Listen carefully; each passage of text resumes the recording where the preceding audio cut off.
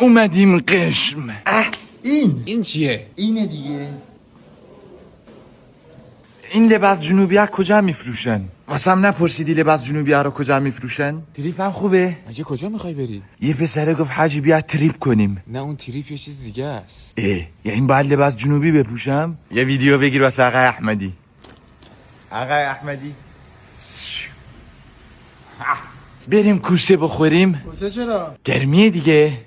ها؟ خانم هی میگم بریم خرید. بابا خرید چی؟ تو شهر خودمون هم همه چی هست دیگه. اینجا دوبه؟ اونجا هم همین ساحله. پس چرا میگفتن اونورش دوبه؟ از اینجا بخش نکردم میتونم برم عمان؟ ببین دریای اینجا اصلا اشغال مشغال و اینا نداره. اون چیه با؟ کدوم؟ آه اون روغن ترمز فکر کنم. الان نمیتونیم میکوپلانکتونا رو ببینیم؟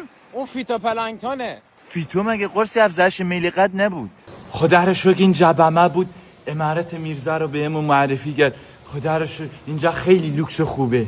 آقای روزبهانی جان، من از وقتی که بازنشست شدم همیشه میام قشم. چند بار اومدی تا حالا؟ روزبهانی جان هفته پیش بازنشست شدم.